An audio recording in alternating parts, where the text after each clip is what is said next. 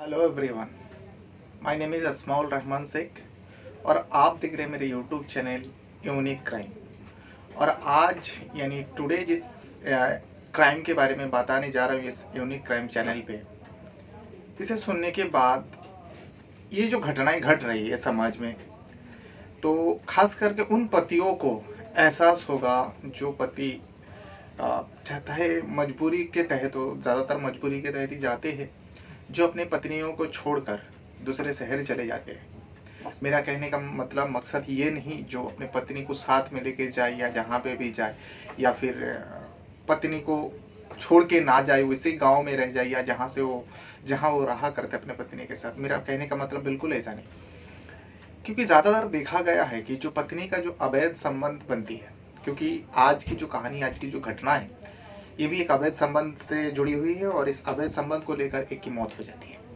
तब ये घटना बाहर आती है। न जाने ऐसे कितने सारे जो अवैध संबंध अभी भी बन रहे समाज में और किसी को पता भी नहीं चलता, लेकिन ये जब हद से आगे बढ़ जाती है, जब कोई विरोध करती है, तब ये ऐसा घिनौना सच्चाई सामने भी आती है और किसी मौत के साथ, किसी इंसान की मौत के साथ ही ये घटना बंद होती है।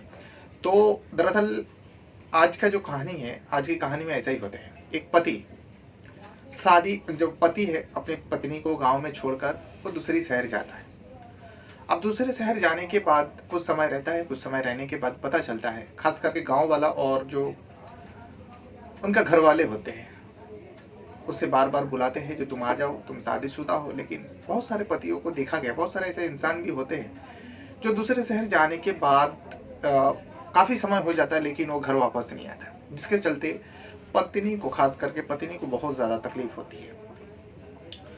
तो उस व्यक्ति के घर वाले उसे बार बार बुलाता है, वो आता है। आने के बाद क्योंकि घर वाले को मालूम पड़ गया था उसकी जो बीवी है, उसकी जो पत्नी है, हमारे साथ रहते, इसके चाल चलन में बदलाव आ गया और इसके साथ कई सारे लोगों से अवैध संबंध जुड़ चुका है।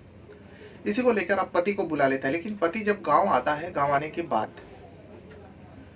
पति के बारे में उस सारे लोगों को पता चलता है, जो जिस पति का पत्नी के साथ उस सारे लोगों का अवैध संबंध चल रहा था, उन लोगों को तकलीफ होने लगा जो पति आ चुका है। खास करके उसमें से एक व्यक्ति, एक इंसान ऐसा होता है जो वो सोचता है क्यों ना इस पति को ही दुनिया से हटा दूं, रास्ते से हटा दूं, तो हमारे बीच में जो उसकी पत्नी के साथ हमारे जो सब संबंध है, ये कोई रोकने टोकने वाला नहीं है। तो प्लान के तहत एक ऐसा ही करता है, वो उस पति को बहला फुसला के ले जाते हैं और ले जाने के बाद शराब पिलाते हैं। शराब पिलाने के बाद उसका पहले गर्दन दबाते हैं, गर्दन दबाने के बाद उसको सर्जिकल जो ब्लेड होती है उससे उसे गला काट देते हैं। जब पूरी सच्चाई, पूरी घटना जब सामने आती है, लोगों को पहले से उस पत्नी के ऊपर डाउट तो था, लेकिन पत्नी पति को हटा देगा रास्ते से, ये किसी ने सोचा भी नहीं था।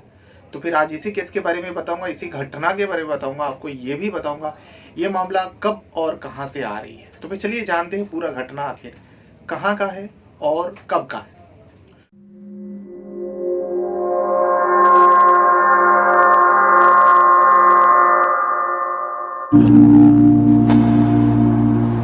तो जैसे कि मैं बता रहा था, आज की जो सच्ची कहानी है, सच्ची घटना जो है, जो आप मेरे चैनल यूनिक क्राइम पे आप सुनोगे, पूरी घटना आप लोगों को बताओ। ये घटना है उत्तर प्रदेश का एक जिला लगता है कानपुर, और इसी कानपुर में 1 सितंबर यानी सितंबर का पहला ही तारीख, जिस दिन सितंबर महीना लगता है, उसी दिन एक व्यक्ति गायब हो जाता है। 1 सितंबर को एक व्यक्ति गायब हो जाता है, लेकिन 3 तारीख को उसकी बॉडी मिलती है। अब एक नहर के किनारे में उसकी बॉडी मिलती है, और जब इंसानी बॉडी होती है, 2 दिन बीत जाने के बाद अब जो है पुलिस को खबर दी जाती है, पुलिस आती है, पुलिस छानबीन करती है। अब छानबीन से पता चलता है जो मरने वाला व्यक्ति होता है, उस व्यक्ति का नाम है रविकांत पांडे। अब रविकांत पांडे जो है 37 साल का होता है, और रविकांत पांडे जो है जिस जगह पे बॉडी मिलती है उसी जगह से करीब कुछ ही दूरी में उसका घर है। अब उसके घर वाले को भी खबर दी जाती है। घर वाले अब रोते बिलखते उस जगह पर पहुंचता है और बॉडी का शनाख्त करता है। पहचान होता है रविकांत पांडे का। अब रविकांत पांडे का तो पहचान हो जाती है। उसके बाद अब पुलिस को ये पता लगाना था इस व्यक्ति के साथ आखिर ऐसा क्या हुआ जो इसको इस तरीके से मौत के घाट उतार दिया। अब जब परिवार से उस बॉडी का शनाख्त हो गया, परिवार भी आ गया, परिवार से पूछताछ करता है और इसमें उस रविकांत पांडे का जो है, रविकांत पांडे का मौसा है, माँ है, भाई है, 3 इंसान से जब पूछताछ होती है, तीनों ने एक ही इंसान का नाम लेता है, जो हमें शक ही नहीं, पूरा यकीन है जो मेरे बेटे या मेरे भाई, में जो बेटे जैसा है, इनको मारने वाला कोई और नहीं, उसकी पत्नी है और इसकी पत्नी की ये सारे करतूत है। ये पुलिस वाले को उस घर वाले ने बताया, लेकिन पुलिस वाले सोच रहे आखिर एक पत्नी अपने पति को क्यों मौत के घाट उतारेगा। ये सबसे बड़ा सवाल था पुलिस वाले के लिए। अब पुलिस वाले इस मामले को लेकर आसपास में भी पूछताछ करता है, जो घर के आसपास के लोग होते हैं उन लोग को भी पता रहता है। पड़ोसी का कहना है जो हो सकता है पत्नी की हाथ हो, लेकिन यकीन के साथ, पूरा प्रूफ के साथ तो हम लोग नहीं बता सकते जो पत्नी ने ही मरवाया हो अपने पति को। अब पुलिस को जानना था आखिर पत्नी क्यों मरवाएगा। उस घर वाले के, उस रविकांत के माँ, भाई और जो मौसा है उन लोग बता रहे थे। तो उन लोग का कहना था जो इसका जो पत्नी है, जो रविकांत पांडे का जो पत्नी है, जो इनका पत्नी का जो है अवैध संबंध था, कई सारे लोगों से अवैध संबंध था और अवैध संबंध के चलते ही जो है अपने पति को रास्ते से हटा दिया। तो इसमें पूरा पुलिस जब छानबीन करता है, छानबीन से पता चलता है जो रविकांत पांडे है, दरअसल शादी के बाद ही वो गुजरात में काम किया करता था। गुजरात में वो सिक्योरिटी के तौर पर किसी जगह पे राजकोट में, गुजरात का राजकोट में काम करता था। और यहाँ पे जो पत्नी है, प्रियंका नाम होती है, प्रियंका जो है अकेली पड़ जाती है। और इसी बीच जो है रविकांत के कई सारे दोस्त, रविकांत रहते हुए भी उस रविकांत के घर आता था। जब रविकांत नहीं रहता था तो भी तभी भी आता था। वैसे ही आते आते एक बहुत सारे दोस्त आता था, लेकिन एक दोस्त ऐसा है जिसका नाम है अनास हाशमी। अनास हाशमी जो है रविकांत के घर से थोड़ी ही दूर में उसका घर है और वो अक्सर आता था। और आने की वजह से उसका नतीजा ये होता है, जो प्रियंका है यानी रविकांत पांडे का जो पत्नी है और अनास के बीच में हंसी मजाक भी होता था, देवर भाभी का रिश्ता था। और हंसी मजाक होते होते दोनों का नज़दीकी बढ़ जाती है और दोनों इतना ज़्यादा करीब आ जाते हैं कि दोनों के बीच अब अवैध संबंध बनने लगता है। और इसकी भनक जो है उस प्रियंका के ससुराल यानी जिस जगह में रह गया वो ऐसा खिलौना हरकत, हंसी मजाक करते थे, अब लोगों को डाउट लगने लगा, यानी रविकांत पांडे की माँ, भाई और बाकी घर के लोगों को डाउट लगने लगा जो ये पत्नी की जो नेचर है वो सही नहीं है। और उस अनास को भी रोका करते थे, जो तुम्हारा दोस्त नहीं है तुम मत आया करो। लेकिन वो भी अनास भी इसके लग चुका था, वो भी मना करने के बावजूद भी आता था। ये सारी घटना जो है, अब घर वाले ने सोचता चलो इसको सुधारने का एक ही रास्ता है, क्यों ना रविकांत को बुला लिया जाए।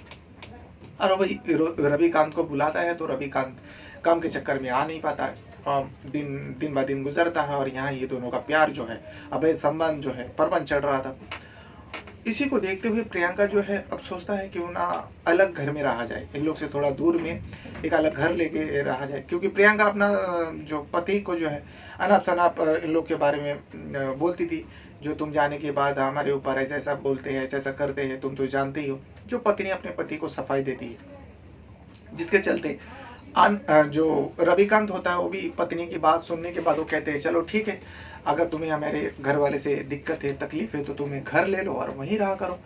और जो है प्रियंका जो है अपने परिवार से, यानी जो रविकांत का परिवार, इनके ससुराल के मेंबर लोगों से थोड़ी दूर में एक घर ले लेते। अब अकेली हो जाती, वहाँ पे कोई रोकने टोकने वाला नहीं था। इसी बीच जो है अनास चौहान के साथ वो पति पत्नी के जैसा रह रहे थे और ये सारे आसपास के लोगों को भी पता थी, जिसके चलते आसपास के लोग भी कई मरतबा जब अनास से रविकांत पांडे से बात होता था, इस बारे में बताया, तो रविकांत सोचता है क्यों ना उस कानपुर लौटा जाए, यानी अपने घर लौटा जाए। वो घर आता है। घर आने के बाद अगस्त महीने में वो घर आता है, करीब 17-18 तारीख को घर आता है, राजकोट से कानपुर आता है। अब आने के बाद फिर से वो परिवार में लौट आता है और पति पत्नी के जैसा रहता है, लेकिन पत्नी चाहती थी उसी घर में रहे। तो इसको लेकर जो है रविकांत सोचता है चलो ठीक है उसी घर में रहा जाए, जो अलग रह रहे थे। अब तो पति आ गया, सबको भरोसा हो गया, पति पत्नी साथ में रहेगा, कोई तकलीफ नहीं, कोई बदनामी नहीं।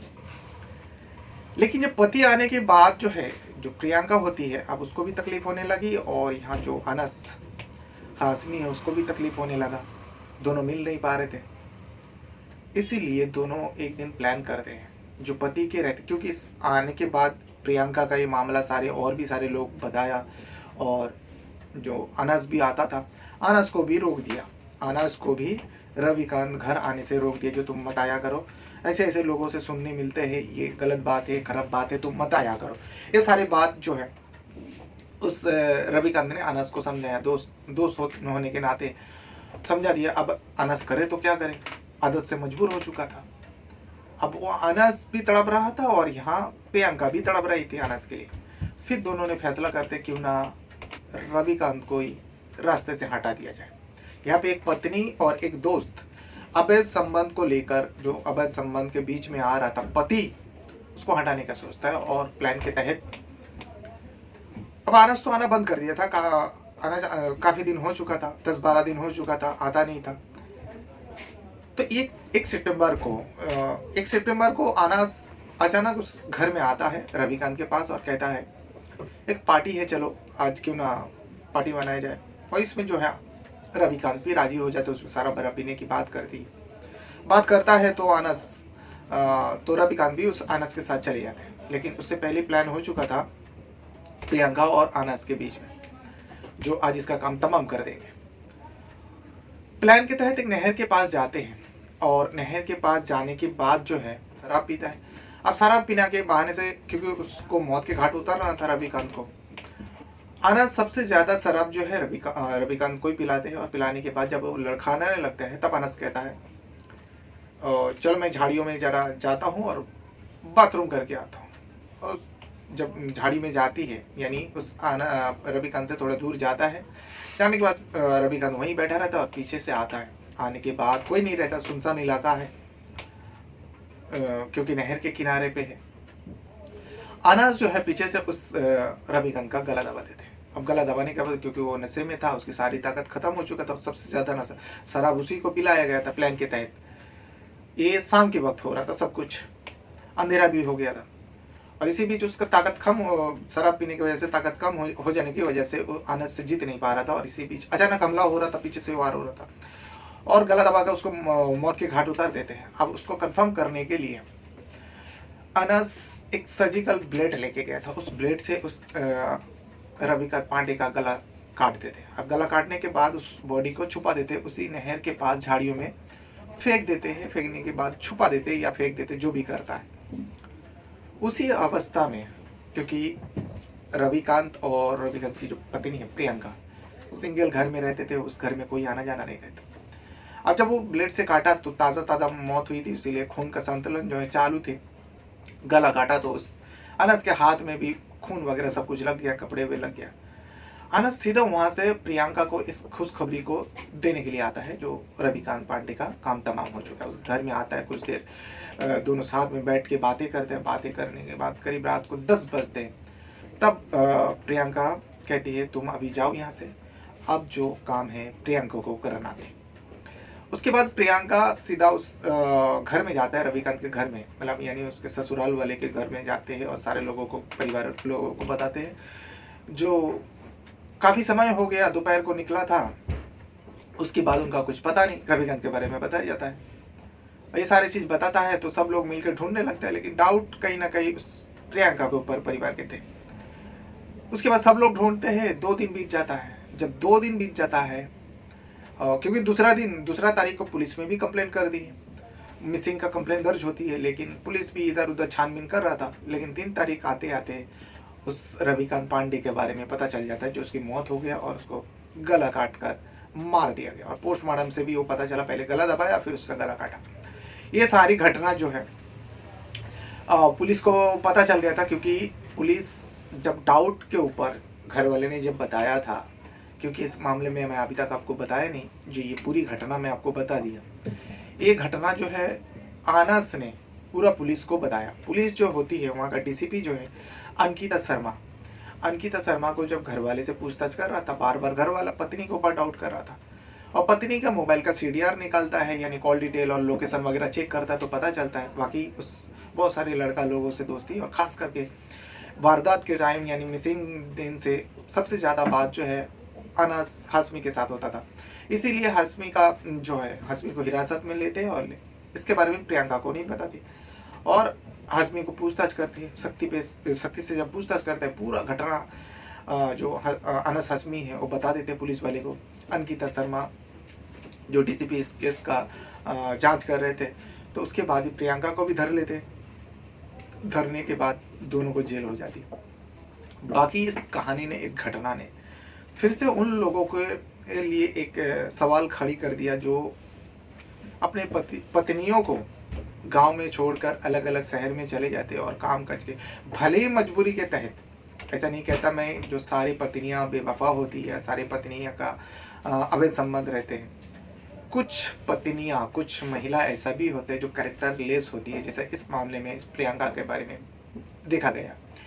जो ससुराल में रहते थे, फिर उसका अवैध संबंध में रोड़ा बन रहे थे, इस वजह से वो अलग रहने लगती, फिर वहाँ मौज करती थी अलग अलग लोगों से, खास करके एक खास उस पति के फ्रेंड के साथ, पति के दोस्त के साथ वो गुलछन्ने उड़ा रही थी।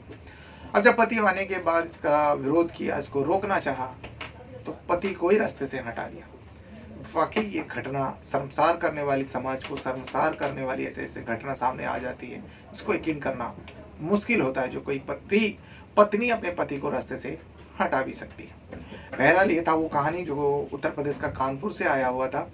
आप अगर पता करना चाहेंगे तो आप रविकांत पांडे के बारे में भी सर्च करेंगे, रविकांत पांडे का मर्डर केस, तो आपको आसानी से बहुत सारे आर्टिकल मिल जाएंगे। और आप यूट्यूब में सर्च करेंगे या यूट्यूब में देखेंगे तो मेरे चैनल को आप देखेंगे यूनिक क्राइम, तो इसमें भी पूरी घटना मैं आपको बताता हूँ। और ऐसे बहुत सारी कहानी मेरे चैनल पे अवेलेबल है, आप चाहे तो देख सकते हो। बहरहाल अपने साथ साथ अपना परिवार का भी बहुत ज़्यादा ख्याल रखिएगा और इस वीडियो को देखने के लिए आपका बहुत बहुत धन्यवाद करता हूँ। Thank you very much.